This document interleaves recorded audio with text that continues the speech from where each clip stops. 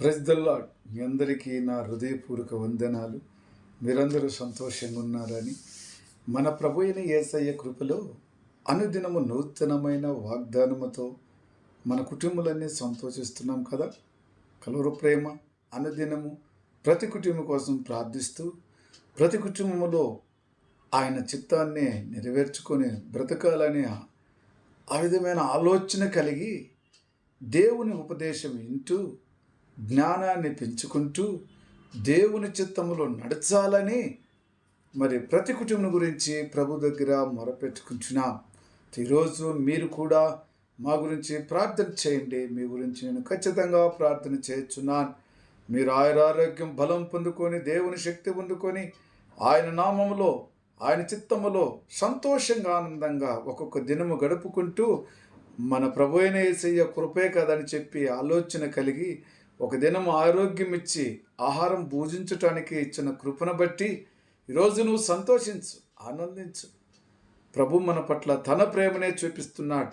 ప్రేమైన సహోదరి సహోదరులారా, భూమి మీద జీవించిన దినములన్నీ కూడా మన యేసయ్య మనల్ని ప్రేమించుచున్న దినములే కదా. మరి అయితే ఈరోజు ప్రభు మనల్ని ప్రేమించి మనకిచ్చున్నట్టి వాగ్దానము సామెతల గ్రంథము 19వ అధ్యాయం 20వ వచనం.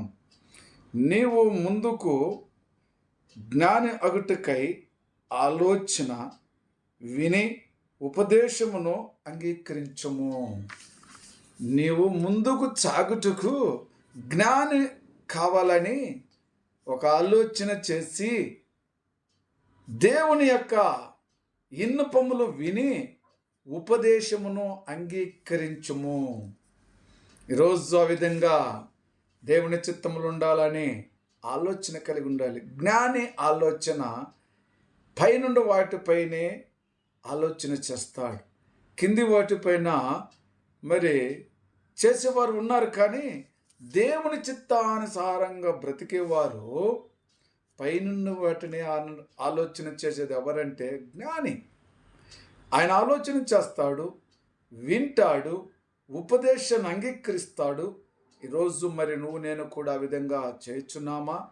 ఒకసారి ఆలోచన చేద్దాం. భూమి మీద మరి అనేకమైన జ్ఞానులు ఉన్నారు, కానీ ఆ జ్ఞానము ఈ లోకం వరకే, కానీ పరలోకానికి ఆ జ్ఞానము ఉపయోగపడదు. జ్ఞాని పైనున్న వాటిని అనగా పరిశుద్ధత, నీతి, దయ, మరి ఇలాంటి అనేకమైన దేవుడు మనకు నేర్పించినాడు. కనిక్రమ కలిగి జీవించాలి. మరి జ్ఞాని ఒకరిని అసహించుకోకూడదు, ఒకరిని ప్రేమించాలి. ఇది జ్ఞానికి ఉన్నట్టు మంచి ఆలోచన.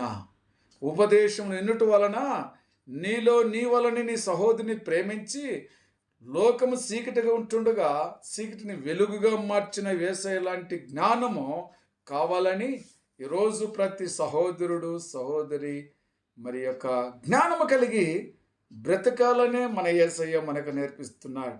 నిజమే కదా. జ్ఞానము కలిగిన స్త్రీ తన ఇల్లును కట్టుకుంటుంది.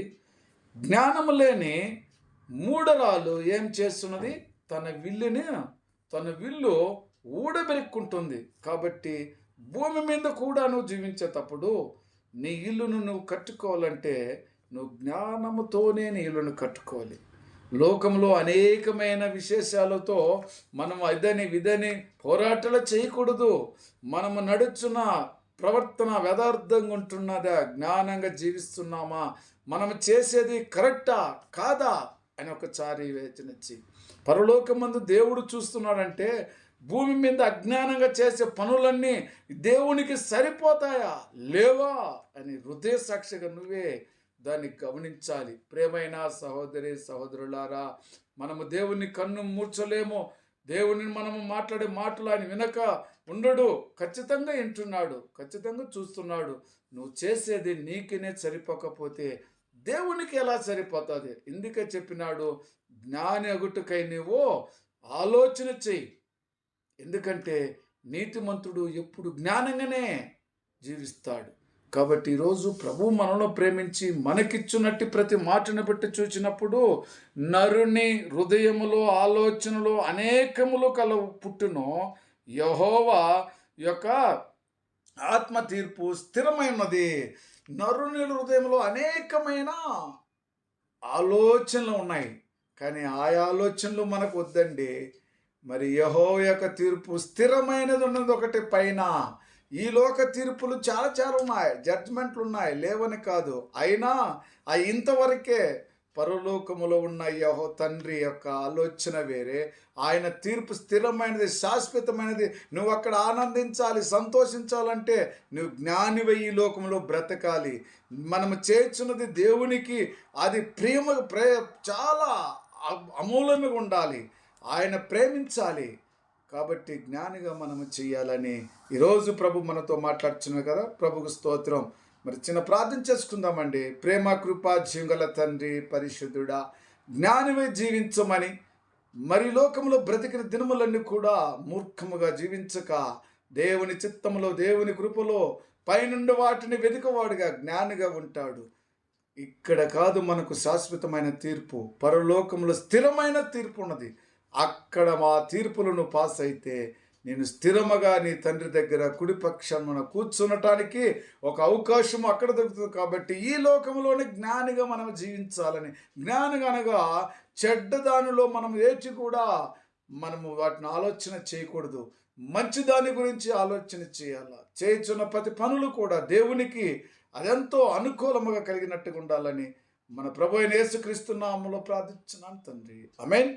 Praise the Lord. God bless you.